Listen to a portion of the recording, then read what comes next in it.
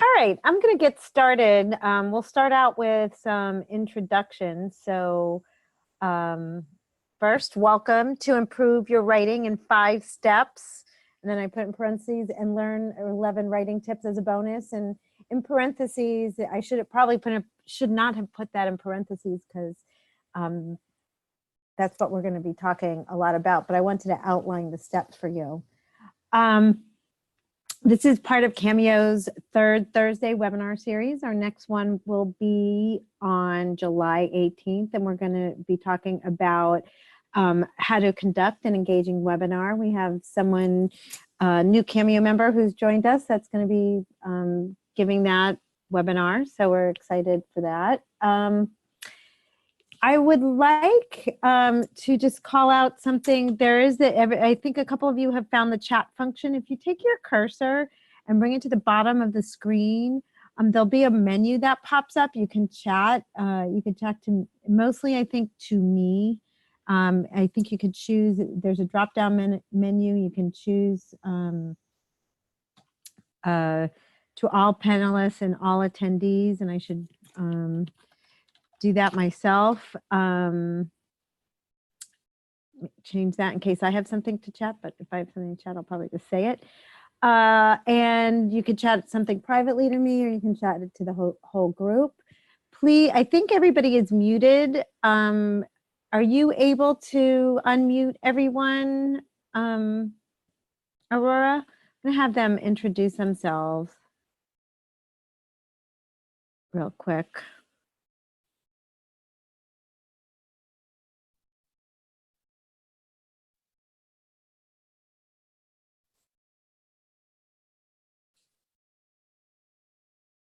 You guys are muted. If you bring your cursor to the bottom, on the bottom left, there's a microphone. You can mute and unmute yourself. So I'm gonna go down the list. I am gonna call on you. If you are muted, please mute yourself if you're not talking. So Aurora's going ahead. There's lots of background noise. And then she'll go ahead and mute everybody. But I want you to introduce yourself, where you're from.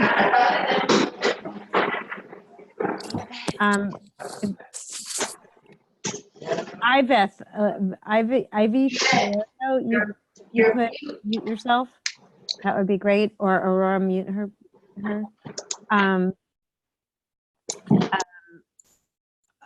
Aurora is on as well. She is our new LA program manager. I should just introduce her to everybody. And she's helping out today. Devin, you want to tell me where you serve and a kind of writing that you do in your job? Sure. My name is Devin Johnson with Women's Economic Ventures, and I'm currently working as a grant writer. Sorry, there's a ton of feedback.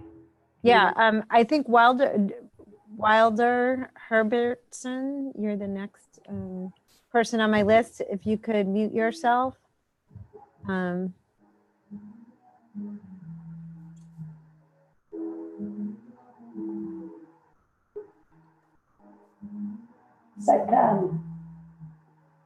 I'll just keep talking for a second. We'll keep moving.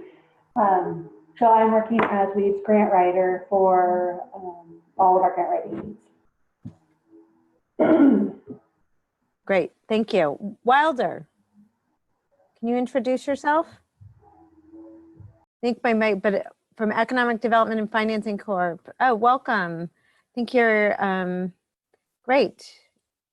In Ukiah, Devin was doing grant writing, and what kind of writing are you doing? You can type that into chat. And as he does that, or Ivy, you want to go ahead and unmute yourself and tell us where you're from? Yeah, hi, I'm Yvette. I'm with The New America, and I'm pretty much here because I want to improve on my writing for emails. Great. Yes. Lady? Hello. Yes, go ahead. Lady, unmute yourself. Hi. No. Yep. I can hear you. I'm Lady. I'm the director of the Women's Business Center in Oakland, and English is my second language, so I'm always looking for improve it. Great. And Susan Lamping. Hi there, I'm Susan. Whoa, whoa, whoa.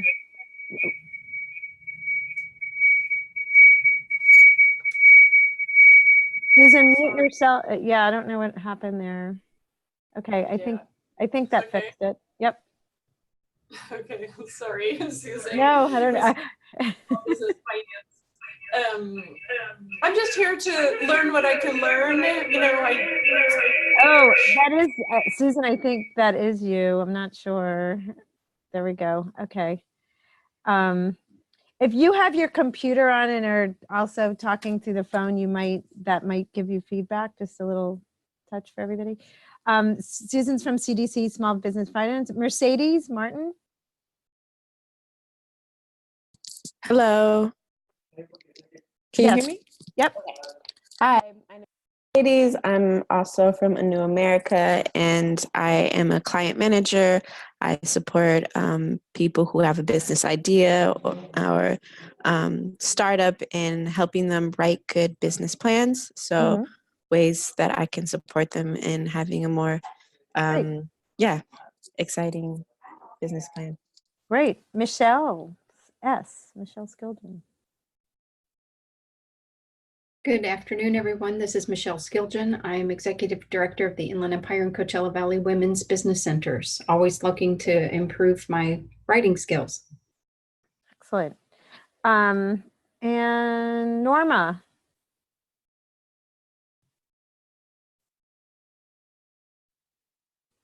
Norma, if you want to unmute yourself, please introduce yourself. If not, you can type it into chat.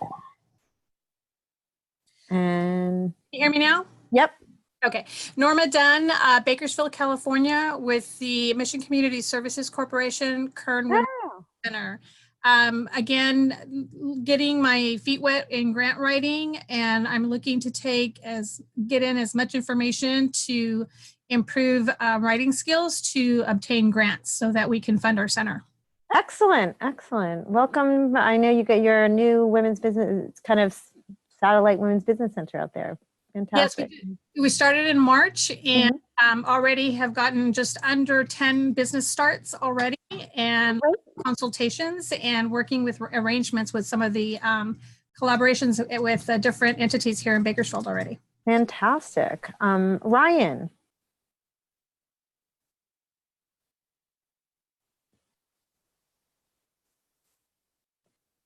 Ryan.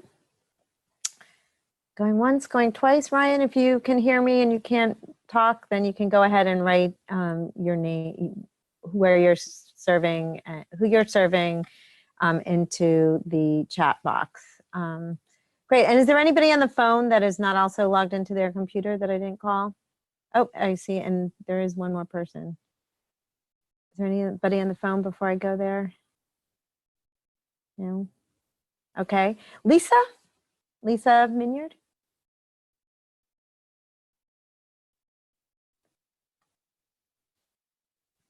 Lisa, I see you. Okay. Well, if you want to type into chat, that would be great. But let's get started. So there's let's talk about the writing process. These are the 5 steps to the writing process.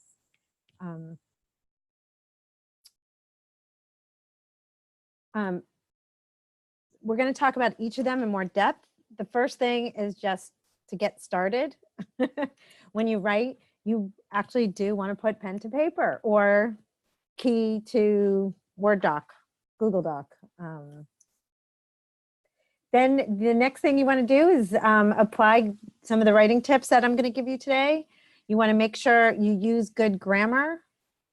You want to edit. You always want to edit your work. You almost never, ever want to let something go at first draft, even if it's, if it's an email a quick email to a colleague, but I often find myself writing something out really quickly and then rearranging it afterwards, even a small, quick email, just to make sure I'm being most effective and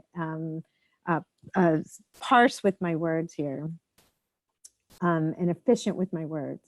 And then the last thing is always, always, always proofread. And we'll talk about, I'll give you guys some tips on that. So starting, everybody knows what that red swoosh is. It's Nike's symbol. Just do it. I'm applying this to writing. Set aside the time you need. I often block out some time in my calendar where I need to write. I often block out more time than I need because it's always going to take more than you think, depending on what you're doing, of course. But there's getting started, there's doing your research, there might be some things that you need to gather. So I make sure that I block out enough time to do all of that. And the thing about getting started and just doing it is you don't have to get it right the first time. It doesn't have to be perfect. The most important thing is to get something down on paper. We're lucky, we live in the world of word processors. I don't know how many of you typed papers in college, but I know I did. If you made an error, it was a big, big, big kind of pain in the neck. You used to write everything on paper first, make your edits. Hope you understood your cross-outs and paragraph marks. We don't have to do that anymore. So you can just blurt it all out and put it down, get stuff written, and you can always move stuff around later, always perfect it. So if you have a block, and just start writing about your organization and what your program is, get it done. And then the other piece is to that about just doing it is don't stop when you don't know something. If I say, hey, I need a statistic would be good here. Something would bolster my argument. I'll put in parentheses and maybe highlight it or write myself a note. I'll say, hey, look up statistics on population of business owners in my geography. And I'll put that in parentheses and I'll keep going. I won't stop and go look for that. I'll just keep going. So that's a kind of another way to getting what you need to know on paper done. Write what you know. Most of you, I think that's the case. You're going to be writing grants. Most of it's about your organizations. Most of it's going to about your programs. Maybe it's about your clients. If you don't know what your client is, like all the nitty-gritty details about your clients, that brings you to the next piece, which is research. You're not going to know everything. If you get stuck, make a call, get some more details. I also have, and I will send this out after the webinar, I have a couple of story tips and questions that you can ask your story subjects, so to get a good interview. We'll talk on the next slide, we're going to talk a little bit more about the details, and this isn't so much going to be focused on story writing, but you always, when you are story writing, just one little tip, this is a little bonus tip that's not on any slide, is that when you are doing story writing, keep asking why and keep asking how and keep getting details. The more details you can get, the better story and more personal it's going to be. So just do it, write what you know, and then if you need to, do some research. So work the details. Your ideas come through more clearly when they are supported by details. We're going to talk about some of the different kinds of details, and sensory details are really good things to put into your writing. They bring a scene clearly to mind. Most of us rely on sight, so visual details are most common in writing. But use your other senses too. Psychologists tell us the most evocative sense is smell. If you're writing a story about one of your, we have a lot of food businesses in our industry. You walk in and you can hear, you can smell the smell. Everybody knows what one of my favorite cooking smells is onions and olive oil, right? You can smell the home cooked, warm, cozy smell of onions cooking in olive oil. Those are the kind of details that you might want to bring out. Use specific names for things. If I say tree, what are you going to think? Anybody want to type into chat what you think? If I say oak, what do you think? What might you think if I say oak? Oak tree, an oak.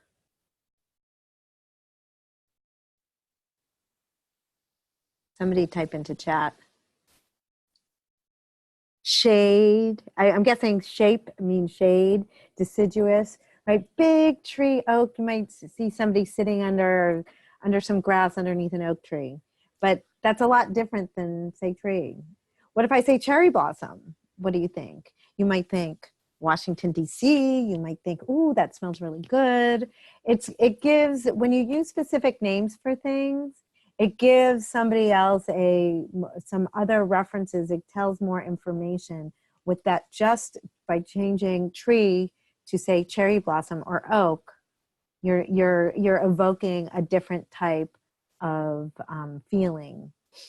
And then another detail that you can do is give evidence for your point of view. Anecdotes, quotes from reputable sources, statistics, all these things add credibility. Any questions so far? We'll do a couple of examples. Work the details. Work part 2. Show, don't tell. So show, what I mean by that, telling is saying small business is the engine of economic growth. Okay. By showing, I can say that, but that just sort of, that's me telling you that small business is the economic engine of growth. But showing that it's the economic engine of growth is, last year we served 100 businesses and they created 127 jobs. When you show, you're showing what it sounds like, what it feels like, what it tastes like, what it smells like. Okay, this in nonfiction, it's the details that show. So the generalities. Sorry, it's the details that show. The generalities or opinions tell. So small business is the engine of economic growth. That's much more abstract and much more general than the showing piece. So when I want somebody to write into chat a tell about your organization. I'll give you 15 minutes or 15 minutes, no, 15 seconds, 20 seconds. I know it takes a minute to type in.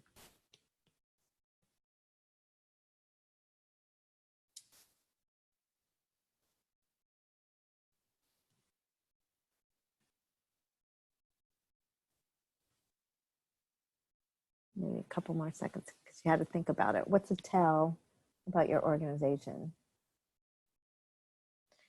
A New America serves Latino population. Good. Okay. So, lady, and now let's turn that into a show. So let's be more detailed about that.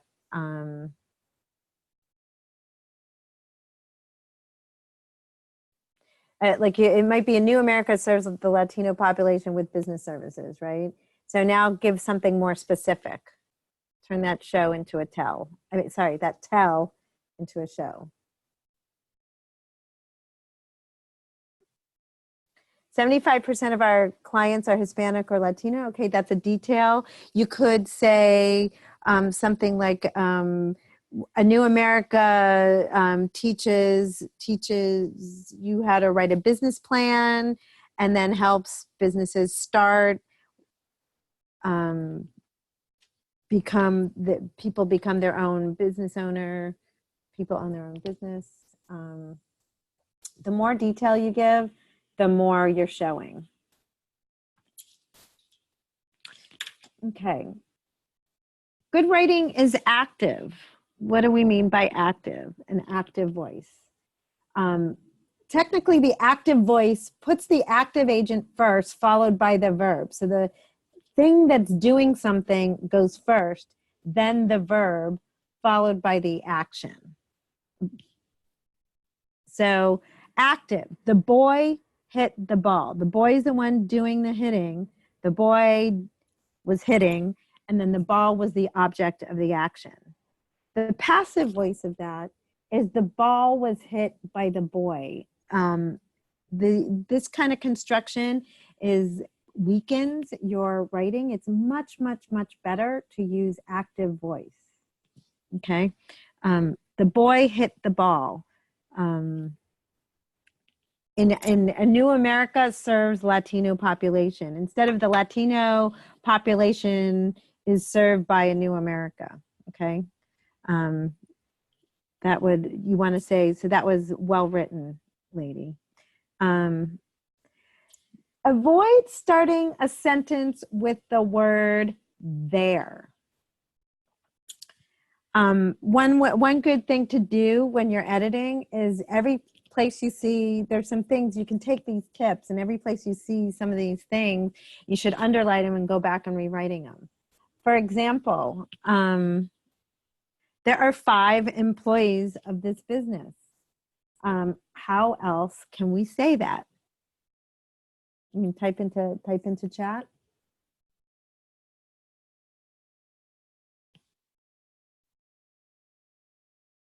Something more active. There are 5 employees in this business is passive. The business employs 5 people. Very good. So we can take it means exactly the same thing and put it in the active voice. Active voice is stronger, move the action along. Passive voice sounds like someone's trying to hide something or avoid responsibility. You might see a lot of this in government documents. Another example I'll just give you is we say there was a grant made to our organization. That's starting with there. Let's change that, and we can say a grant was made to our organization. That's passive. A grant was made to our organization. Active would be our organization received a grant. So subject, verb, object, something very, very, very simple. And when you do that, you use less words and you're more concise. And in this day and age, a lot of times less is more. The next tip, good writing is active. Use strong verbs. Avoid the verb to be, am, is, are, was, and were. Sometimes you can't. These are general rules of thumb. Sometimes you can't. He was, let's do this organization. He was waiting for 4 hours. Instead of he was waiting, let's say he waited for 4 hours.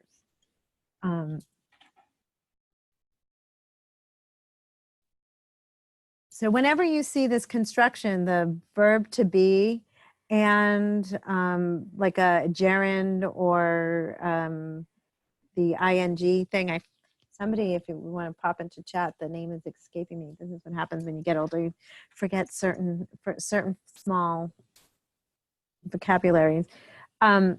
Whenever you see an ing, I like to see, when I see an ing word in my writing, I like to circle that too. So I circle the theirs and I circle the ings. My next tip is to use one verb.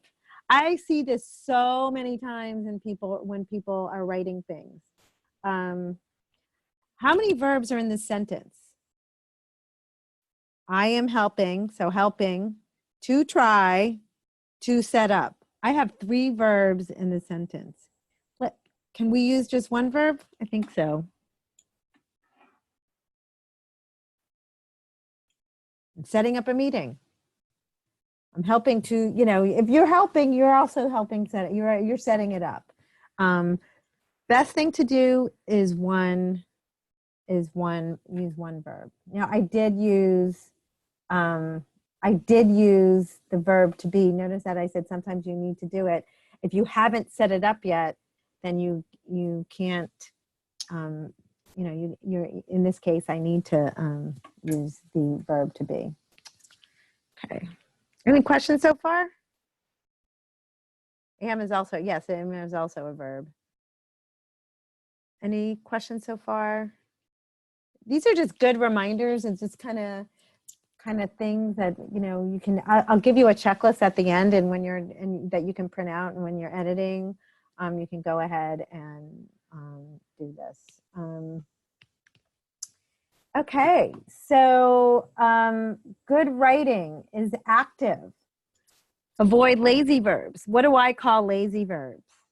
Have, get, make. Oops, let's go back. Have, get, and make. What are some of the, somebody write down a substitute for have in this sentence.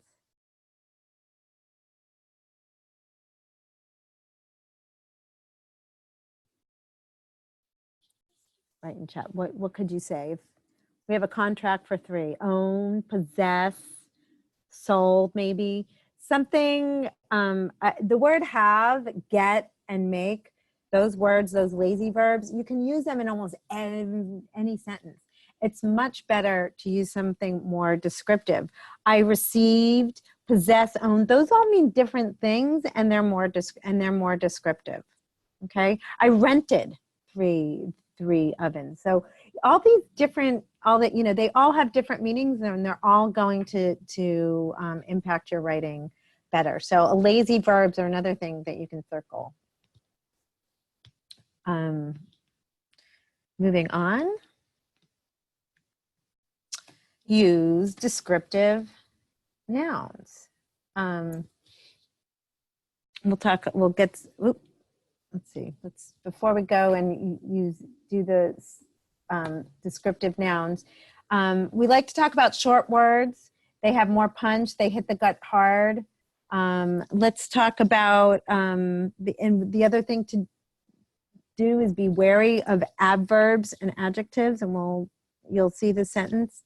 We'll talk about each of these sentences and what the difference is. The boy ran to the store. Okay, that gives you some kind of idea of what's going on. But if you described it with the adjective and you said the tall, tan boy ran quickly to the store, tall and tanned are adjectives. Quickly is an adverb, and it describes ran, but ran means someone's moving quickly, right? So to the store, we're going to ignore that for a second. To the store, I'm sorry, ran and quickly are kind of duplicative, and you don't need the word quickly. And if I use surfer instead of tall, tan boy, the surfer raced to the store. The descriptive surfer, that's a descriptive noun, gives you a much different picture in your mind than the boy ran to the store. And it says it in a very concise and economical way.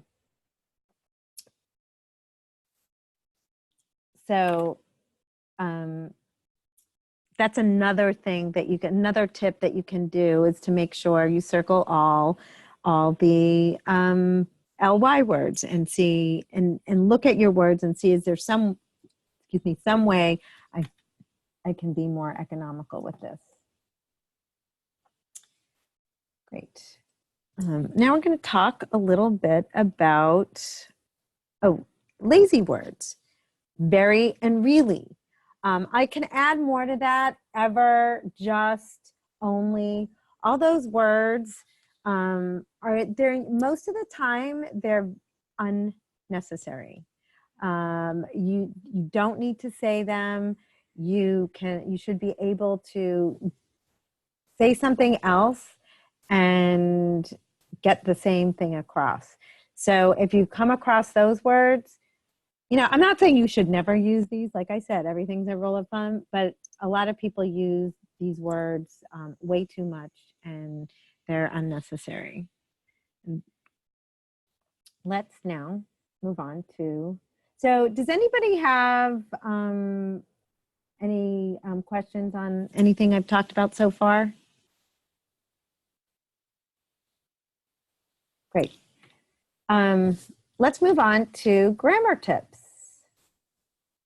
Parallel structure.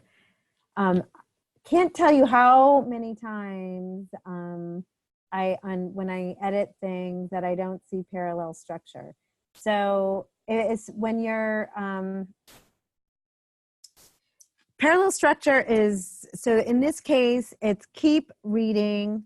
So it's a verb and something, except verb and the object, except these tips, use them and become a stronger writer. When you do the same thing in the same way, that creates a pattern. It helps the reader follow along. Human brains love patterns. Give your reader's brain a pattern and your ideas will come through like sunshine through a window. And a lot of times people use bullets, and I think that's fine, especially in this day and age where if you want to highlight something and break up paragraphs of text, bullets are a good way to do it. Just make sure you're using parallel structure. If everything starts as a noun, make sure everything in the list is starting as a noun. If everything is an action verb, which I highly recommend, that's what you do. Use something, especially if you're talking about what you do as an organization. We build capacity. We advocate on behalf of small businesses. We convene our members. Those convene, advocate, build, build. Those are all active words and they're all nouns, all verbs. And they are much, they're much stronger than if I were to just say, we engage in advocacy or something. That we do, and then list a bunch of nouns. So grammar, parallel structure is something you definitely want to check for. So here's one example I like to use because you can see micro businesses are everywhere in California. The organic tomato farmer at the Saturday market. So we have a noun and then kind of a prepositional phrase. The child care center at work, same structure. The IT company of one, same structure. Your favorite neighborhood restaurant, oops. Your favorite neighborhood restaurant, that's a noun, no prepositional phrase. So I did not keep to that, that structure. Or the new Asian, Mexican, Moroccan pasta food truck. Asian, Mexican, Moroccan, that was a joke at the end. But so you have noun, noun, noun, noun, noun, noun. So that we did keep that. So that's good. It would have been better to make the sentence even better if there was either the solo IT company, the works childcare center, the market's organic tomato farmer could have been the way we edit that sentence to make it completely parallel.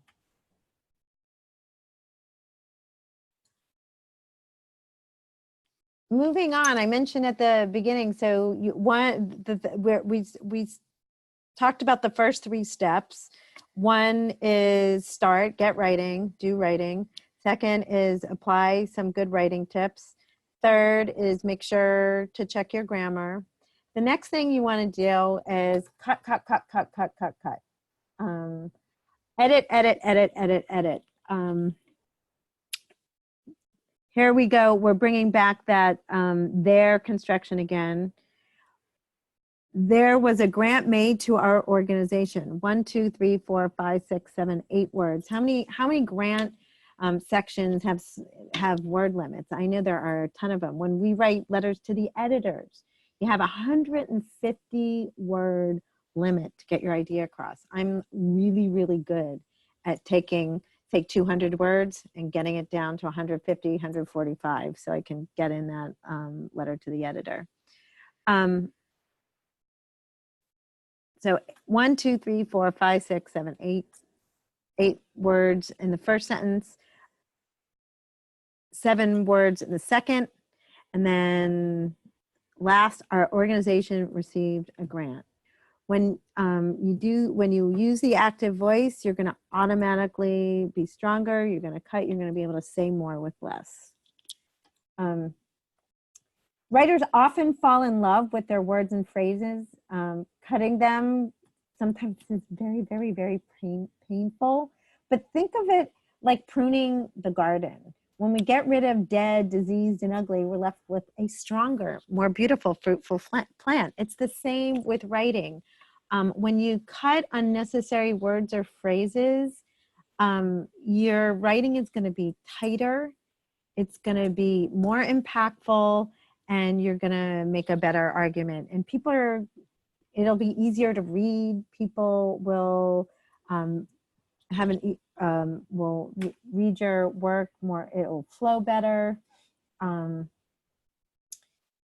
Here's a tip on figuring out what can go. You can read what you've written and leave out parts you question. So if you have a phrase that you're not sure if it should stay in, read out loud what you've written and just leave that phrase out.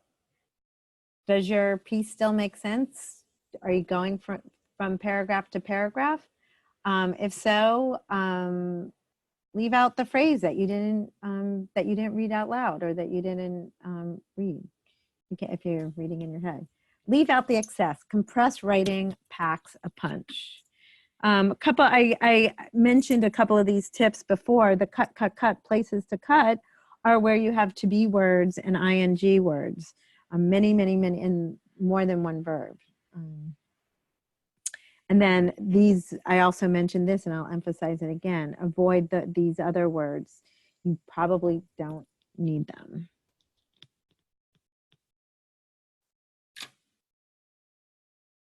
Always proofread. No one notices when no one notices that your work is going to be grammar free. Nobody's going to know that grammar error free. Nobody knows when it's done well. But when you make a mistake, people are going to see it. It's going to glare, right? That double period is going to glare out at someone. People will notice when you spell something wrong. You want to make sure you use correct spelling, punctuation, and grammar. If you're not sure, when in doubt, the easiest thing to do, Google Strunk and White. Strunk and White, there's lots of grammar guides out there. There's lots of spelling guides. I am always typing. I'm a terrible speller. I am always typing spelling words into Google and finding out how to spell them right. And it pops up. It just takes a second. It's way better to correct your stuff than it is to have errors. And punctuation, people misuse hyphens, don't know when to use them right. People, do you capitalize this? Do you not capitalize this? Google it. There's tons and tons and tons of sites that'll pop up immediately, and you can check your work. Okay, I'm an environmentalist, but when I am submitting something that I need to make sure it is perfect to the letter, no typos, no grammar mistakes, and I want my good writing, I print out a hard copy. Do you all write? Well, I think Grammarly is fantastic. I don't have a subscription, but and Microsoft Word does check a lot of grammar. Sometimes, I use microlending a lot. It's always telling me I'm spelling it wrong, but it's kind of an accepted word in our sector. Microloans, microlending, as one word. Some, people, it's kind of a style thing that people who send it spell it out as different. How many of you compose directly onto a computer? type in, Susan, does everybody, do you write, Norma raised her hand. And you can right click and add to dictionary. Yes, I can right click and add to dictionary. Everybody probably composes, right? Yes. Star Van Buren. Everybody probably, I know I compose directly onto a computer. When it's really hard for me to find my mistakes when I'm working on the computer. First of all, a lot of times you can't see the whole thing. It's much easier to find on paper. So print out a hard copy, either double-sided or reuse the paper. I know it kills me to do that, but when for most things, I print out a hard copy and then I do a good proofreading on paper. My next proofreading tip is read your work aloud. I can't stress enough how important this is, especially if you have something that's super, super, super, super, super important to your big grant. Read it out loud. I know sometimes we don't always have the time to do it, but it is one of the best self-editing techniques that you can do. You will not find if you just read it, the form versus from mistake. You won't. If you read it out loud, you will. And then you'll be like, oh, I made a typo there. You will find, you'll catch that double period typo if you read it out loud, because it will slow you down.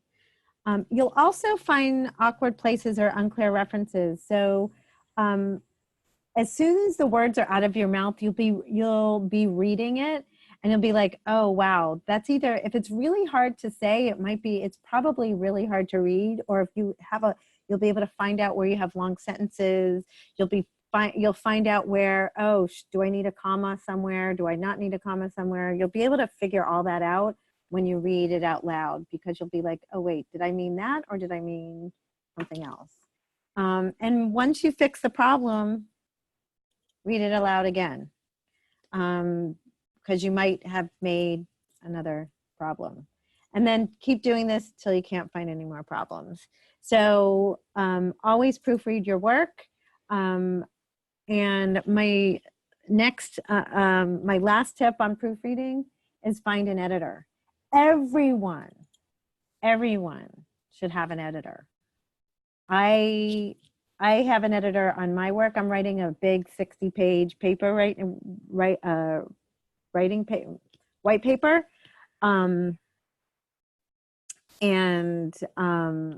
I am having people edit me left and right for various different things. Some are typos, which is what we call line editing, or some to make sure that the flow is right.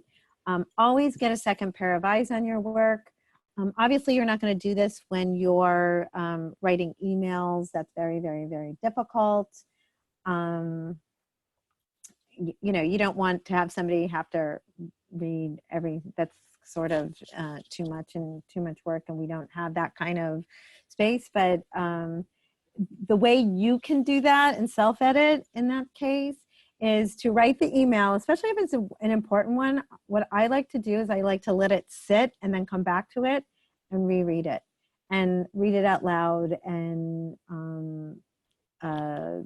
if you don't want to print out a hard copy of every email, which could also be onerous, make sure you're reading it out loud and that it makes sense. Star says she prints out and reviews the writing upside down to help catch errors. That might work for other people. Does anybody else have any kind of proofreading tips?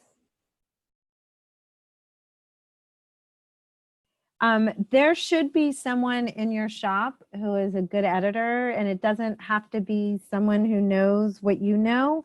Maybe they're just good at finding the typos, or maybe they're good at understanding flow. But always try and get an editor for the work that you do. Great, wow. I went through this stuff really, really, really fast. Does anybody have any questions? Because I am at my last slide. I'll just go and summarize the tips. Sensory details, give people a place of where you are. I am sitting in my living room and I can see the trees floating, the sky is blue. Sensory, the air is fresh, all kinds of things. Sensory details, these are mostly going to happen when you're story writing, those kind of things. But sensory details give a sense of place. They give a sense of mood.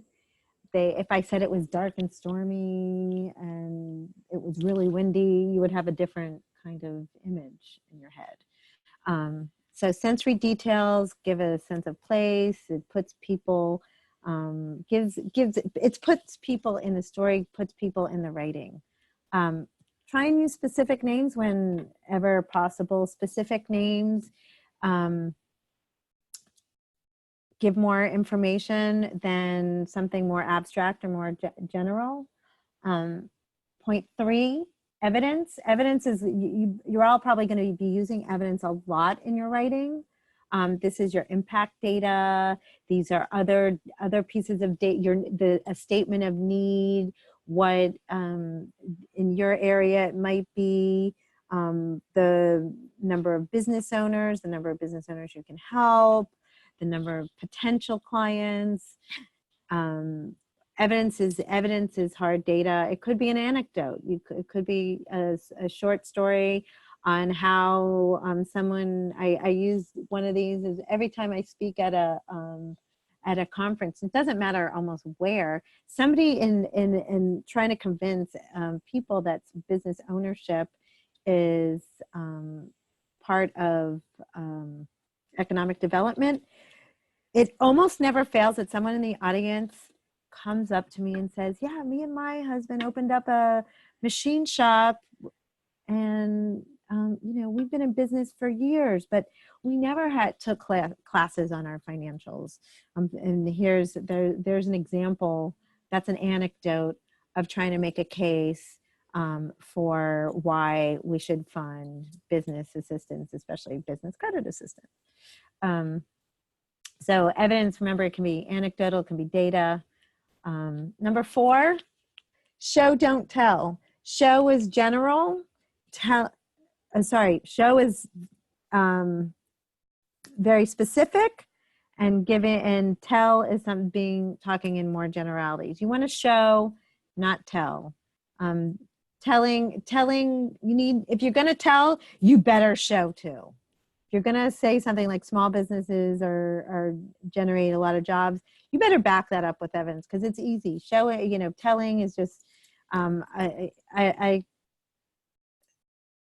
we have somebody very famous in this country that's telling us a lot of things, but showing us almost nothing. Use active voice. Use active voice is being active, much stronger. It's leading the reader along.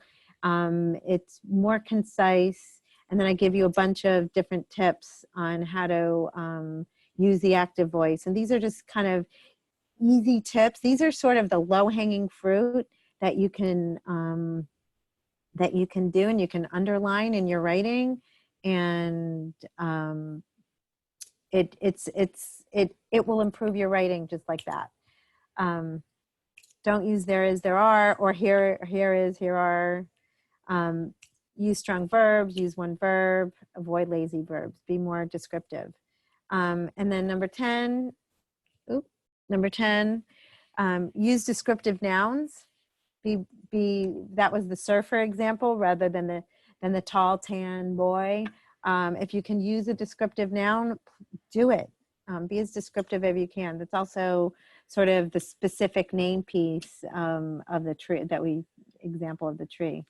And then avoid unnecessary words, phrases. I often see somebody write a phrase to emphasize what they just wrote, but it's basically just repeating what they just wrote. And it's just not necessary to do that. If and so I will often, like the ran quickly idea. You don't need the word quickly. The boy's running. Run kind of tells it all. Now, if you're talking about setting a speed record, that might be something different. But just in that one sentence, that's the example. So that is all I have. I'll go back and just remember the 5 steps, just to review them. Begin, apply the writing tips, use good grammar, edit, cut, and always proofread. Does anybody have any questions or any other topics or any other general things that they'd like me to address?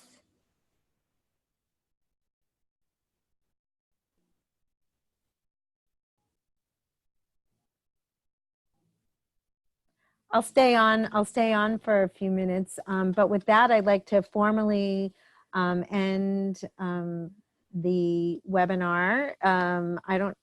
I have gone through all of my material. I do want to mention that next month's webinar will be on July 18th, same time, same bat channel, 3rd Thursday of the month. And we'll be talking about doing engaging webinars. So if there's anybody else has an idea or something that they want to learn, we're more than open to hearing from you. Please email me. I'll type in my email address. And we will send out the slides. It looks like we did not record this, the webinar, so we do not have the recording. We'll give it, we'll have to do it again. But there's my email address if you have any ideas for future topics that you'd like covered. Could be about anything. We're completely open. I mean, anything within reason, obviously, but we'll consider anything.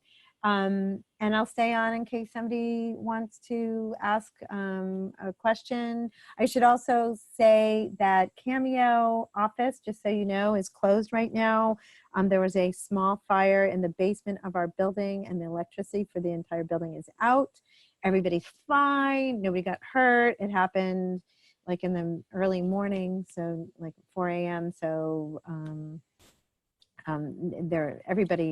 there's no issues there with physical harm by anybody. Our office is fine, but the phones aren't working. So if you need to reach someone at Cameo, you'll want to email them. Anything else? And I'll stay on the line. And if not, have a great day.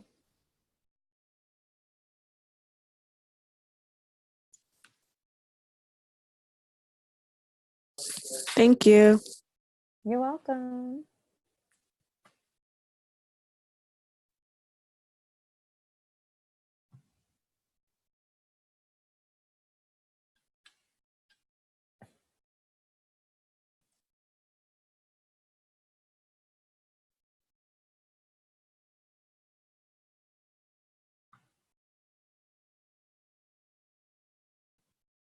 If anybody, sounds like no one has a question, then you're welcome, everyone. I think we can close out the webinar.